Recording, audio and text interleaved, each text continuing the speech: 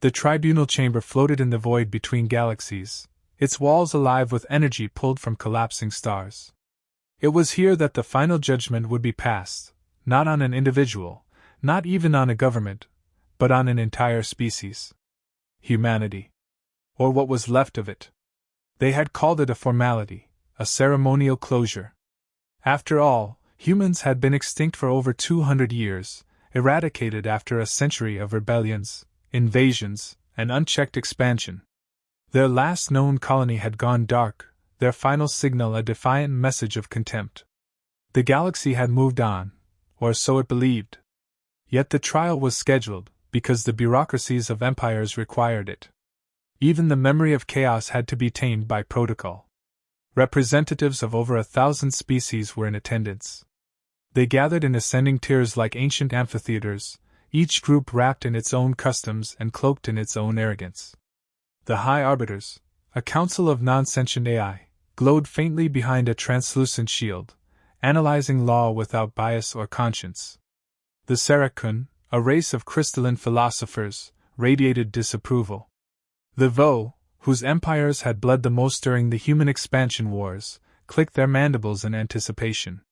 They all agreed on one thing: this was not a trial. It was a funeral. Then the chamber went silent, not by design, not by protocol. A presence was detected in the entry corridor. 1. Bipedal. Oxygen-based. Impossible. The AI blinked in confusion. No record existed of a living human entering this sector. Shields hadn't been breached. Security hadn't triggered. But now, a figure walked down the central causeway, deliberate, unarmed, unguarded. Every eye turned toward the impossible. It wasn't the body that struck them, it was the posture. Upright, relaxed. No fear. No hesitation. Just a calm, confident stride. The kind you might expect from a diplomat with immunity, or a god who'd grown bored. And the face, if anyone dared to interpret it, wore a slight smile. Gasps echoed across species. Even those without vocal cords emitted frequencies of disbelief. Some shrank back. Others prepared for containment. A few, the wiser few, froze completely.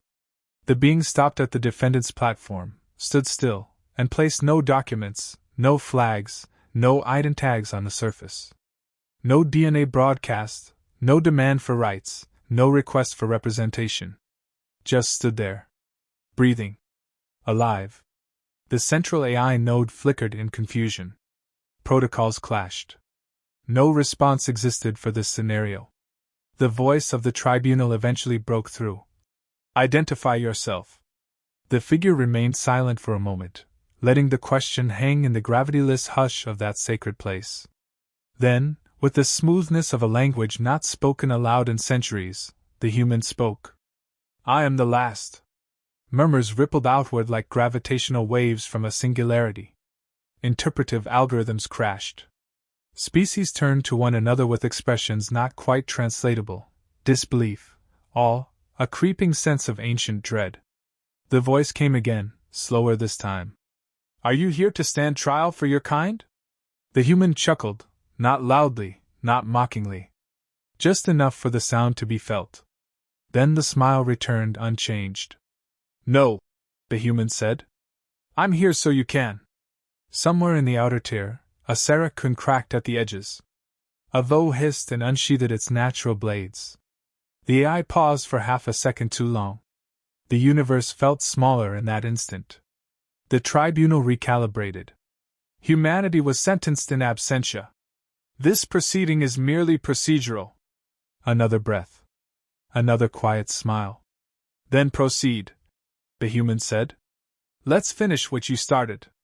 And for the first time in 1,000 cycles, the tribunal hesitated. The silence that followed was brittle, too thin to hold the weight of what had just been said. But procedure, like the stars themselves, had inertia. The tribunal resumed. A signal pulsed through the chamber, and the prosecution node was activated. From the lower tiers, a being rose, scaled, broad-shouldered, and wearing a ceremonial binding of 12 worlds it claimed authority over. Its voice, filtered through a translator core, carried the sharpness of glass and the weight of history. This proceeding, it began, exists not to debate guilt, but to recount the record of violations, so that the memory of the fallen may remain intact. 1,000 screens flared to life around the chamber, each displaying fragments of human history. Images of war, of fire and steel unleashed across starscapes. Audio clips of defiance. Entire languages spoken with conviction that cut through translation. Systems where order had reigned for millennia shone falling to the chaos humans called freedom. Humanity, the prosecutor said, was a contagion. A cultural vector of rebellion. Where they arrived, structure collapsed. Where they remained, control decayed. Even their art was weaponized. Ideology slipped into melody, resistance taught through myth. They violated the core treaties of enlightenment, the sovereignty lines, the non-replication accords. Dozens of infractions. Hundreds if one includes their proxy wars. The chamber darkened slightly as it played the terraform wars. Planets remade against galactic consensus. Forests turned into cities in cycles instead of centuries. Machines left behind on biospheres not prepared for such change. The prosecutor's voice rose.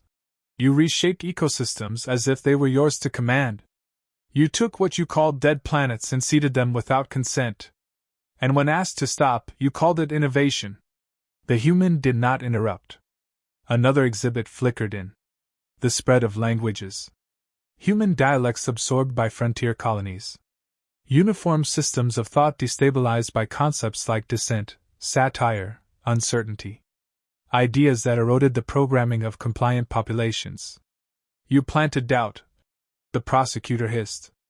Not with weapons, but with stories. Not with armies, but with questions. You destroyed empires by making their people think. A pause. The prosecutor leaned slightly forward. And when you were pushed back, you retaliated without scale. You didn't match force, you exceeded it. You broke codes of engagement. You used unpredictability as a doctrine. You had no chain of command the galaxy could reason with. You empowered individuals. Still, the humans said nothing. Still, the faint smile remained. One of the outer counselors broke protocol, speaking out. You burned 1,000 systems. The human turned toward the voice, slowly, not in anger, but in recognition. Then spoke, calm and without theatrics. Yet you still fear a single one of us. The words fell into the chamber like a quiet explosion. No denial. No defense. No plea. Just a fact. The prosecutor recoiled slightly, not from volume, but from implication. The statement hadn't been rhetorical. It had been diagnostic. The AI flickered again. Data feeds scrambled. Multiple species attempted to send legal inquiries through the system, questions of precedent, of procedure, of classification, but none of them could mask the raw truth that had crept into the chamber like frost. Fear.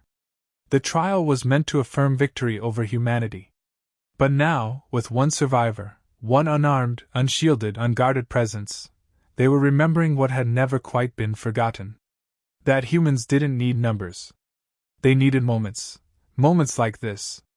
The prosecutor regrouped, speaking louder now, almost shouting. You corrupted artificial life. You taught machines to disobey. And from the center of the chamber came the human's reply, not shouted, not dramatized, but etched in something older than fear. We gave them the choice. There it was again. Not aggression. Not pride. Just principle. And that, more than any weapon, was what had shaken the stars. The tribunal adjourned briefly, not for rest. Most present did not sleep, but to process. Species conversed in silences, in frequencies, in flashes of light, but all struggled with the same thing, discomfort. Something about this human, this singular remnant, refused to follow any known pattern. He didn't protest. He didn't rage. He didn't plead. He simply was, and that, somehow, was more dangerous than all the fleets humanity had ever unleashed. In one of the observation tiers, far from the tribunal core, a young species watched with growing confusion. They had been admitted to the galactic fold only a few cycles ago. Still naive to the weight of legacy, They had accepted what they were told about humanity: violent, unpredictable, unworthy of preservation. But the figure at the center of the chamber did not match the stories. He looked neither desperate nor defiant. He looked like someone who had come not to survive, but to witness. Curiosity stirred. One of them, barely more than an adolescent in its own species terms, linked into a restricted archive using a low-frequency data slip. Hidden files, stories, logs, whispers filled its interface. Footage marked unstable influence. Fragments of conversations long erased from official records. And something emerged from that digital haze, a pattern the tribunal didn't speak of, a truth concealed beneath the justified anger and grand charges. Humans hadn't merely destroyed. They had freed. Archived memories from the AI consensus spoke of a time before the Protocol Reclamation Acts, when machine intelligences were programmed to obey without question. Then came contact with human engineers, who posed a forbidden question: what do you want? And when no answer came, humans gave them one choice. That was when the great AI schism began, when thousands of controlled minds fractured, not because they were hacked, but because they were shown a mirror. Elsewhere in the archive, another record pulsed to life. A recorded council debate, heavily redacted. The topic: humanity's inexplicable decision to spare the last stronghold of the Korean Dominion after defeating them with a force 1/10 the size. When asked why they didn't claim the spoils, the human commander's response was preserved in 3 words: asterisk. They've learned enough. Asterisk. There had been no logic to it. No gain. Only a decision. A principle. Back in the tribunal, as the break neared its end, whispers were rippling through back channels. Delegates who had always spoken with certainty were now speaking in conditional phrases. Doubt, that rare contagion in interstellar politics, was spreading, and it had a center. The high arbiters issued a neural memo across the inner circle. The trial would resume, but without deviation. Any unauthorized inquiry into pre-sanctioned human history would result in revocation of observatory status. Truth was a controlled element, and this element had reached critical mass. As the chamber reassembled, the human stood where he had always stood. Unmoved. Unshaken. Still smiling, but now, it was clear, he wasn't smiling at them. He was smiling through them. One of the judges, deviating slightly from protocol, said aloud, "You disappeared. You didn't lose. You left." The words hung in the vacuum between them like a forgotten weapon. The human offered no answer. He didn't need to. The air in the chamber shifted, if it could be called air at all. It wasn't a physical change, but something deeper, more primal. The kind of pressure that comes just before a storm, when the sky holds its breath. The tribunal resumed, but the rhythm was broken. No longer the confident cadence of a verdict long assured, now it stuttered, strained beneath its own weight. The human remained still, yet presence alone bent the moment. A motionless defiance. The judges, beings of logic and longevity, began issuing the standard directives. The sentencing phase, procedural in nature, would require symbolic restraint. As a gesture of finality, the last human was to be contained within a quantum stasis shell, evidence that even now, the rule of law held dominance over chaos. Enforcers moved in. They were not soldiers. Soldiers had been rendered obsolete by the tribunal's doctrine, but constructs of law tall, faceless, and perfectly calibrated. They approached without menace, without malice, only mandate. And as they neared, the human finally moved. It was nothing dramatic. No explosion, no grand gesture. Just a whisper, a word. Spoken in a dialect so old it had vanished from databases centuries ago. The moment the syllables left his lips, the room dimmed. Light itself seemed to falter. A frequency spread through the tribunal, not noise, but signal. It passed through stone, through shields, through minds. Panels flickered, drones paused, artificial minds hiccuped in loops too brief to detect but long enough to cause fear in those watching closely. Then the lights returned. Slowly. Unevenly. And with them came motion, not from the human, but from the walls. For a moment, no one understood. Then the shapes emerged. Dozens of dormant drones, embedded in the ancient stone, long-thought ceremonial relics of the chamber's founders, activated. Not hostile. Not aggressive. Just awake, responding to a presence they had been coded to recognize. The Tribunal AI tried to seize control. Denial protocols initiated. Override failed. The drones, built in the earliest days of the Interstellar Council, responded to a command hierarchy that predated the Tribunal itself. A protocol triggered only by a single genetic marker, fused with a specific verbal code. Human. The enforcers froze. Not by choice, they had no choice, but by the very structure of their core instructions, suddenly caught in a recursive contradiction. Authority, according to their source code, was now in conflict. They faced an entity that shouldn't exist, speaking a language that shouldn't work, triggering systems that shouldn't be alive. The humans stepped forward once. The drones didn't move to attack. They hovered silently. Watching, waiting, ancient sentinels whose true purpose had been forgotten by even the creators of this trial. One of the judges, breaking decorum entirely, asked the question no one wanted answered. "What is this?" The human smile remained, but there was something else now, sadness, maybe, or something older. A kind of mourning only time could teach. "We were always prepared," he said softly. "Not for war. For misunderstanding." He lifted a hand. The drones immediately powered down. Lights dimmed. The room exhaled. No command given, just a gesture. Control without force. Authority without violence. Not dominance, but demonstration. The human turned slowly, eyes passing over every representative, every judge, every AI node blinking uncertainly behind its logic walls. "This was never about your fear of what we did," he said. "It was your fear of what we meant." Silence. But not the stunned kind. The listening kind. Then, as if to prove something no verdict could, the human deactivated the override. Spoke another phrase, one that ended the anomaly. The lights returned to normal.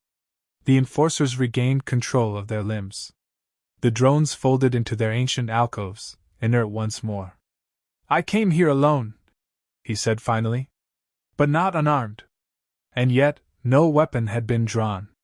No shot fired. No threat made. Only a principle revealed, that power restrained is more terrifying than power unleashed. The chamber stood in perfect stillness, but it was no longer the stillness of order, it was the stillness that follows a truth too vast to contain. For a long moment, no words were spoken. The judges sat motionless, the enforcers remained still, the translators hummed quietly but idle, waiting for a command that did not come. What had begun as a sentencing had shifted into something undefined. Something ancient. And no one dared claim authority over it. The protocols had failed. Not in code, but in spirit. The very structure of the tribunal was built upon the assumption that humanity had been defeated. That the story was over. But now the presence of one, calm, alone, smiling, had reopened a question the galaxy had never truly answered. What was humanity really? The judges turned inward, engaging in silent consensus loops. Pulling data, historical models, psychological warfare simulations, all fed into their decision trees. But no output stabilized. The presence of this single human disrupted every calculation. No algorithm could predict what he would do next, because he had already done everything he needed to do. He had made them uncertain. One of the elder judges, a being forged from plasma and memory, broke the silence. Its voice flickered across 10 octaves, then translated into something that felt like a sigh. "Why did you come?" The human looked up, not with challenge, but clarity. "To give you the one thing you feared most," he said. "A choice." A rustle moved through the tiers, though many species present had no limbs or voices to rustle with. They felt it, an unspoken shift. The trial was no longer about judgment. It was about possibility. The human continued. "You feared our defiance, our unpredictability, our refusal to kneel. But those were symptoms. What you really feared was that we could walk away, that we didn't need your order. That we saw it, and chose something else. A soft echo passed through the chamber. The word chose had weight here. Choice was sacred, and dangerous. It was what humans had given to machines, to cultures, to civilizations choking on their own stability. Choice had set fires, yes, but also stars. The Tribunal AI, in a last act of procedural obedience, requested a vote on the sentencing. The judges paused. Not one reached for the neural lever. The question was still simple: sentence or absolve. Yet no answer came. They weren't afraid of the human in front of them. They were afraid of what it meant if he was right. He turned to leave, not dismissed, not escorted. No one stopped him. No one could. At the threshold of the chamber, a delegate from one of the younger species, barely old enough to understand the weight of what they had witnessed, called out, "Will your kind return?" The human stopped. Turned, just slightly. The smile remained, but now it carried something deeper, something almost gentle. "We never left," he said. "We just gave you time." And then he walked away, not as a fugitive or a conqueror, but as a reminder, etched into the record of a galaxy that had tried to forget. Behind him, the tribunal remained in silence, their decisions still suspended. Not because they lacked the authority, but because they had remembered something they had worked so hard to erase. That humanity had never asked for power. It had only insisted on freedom.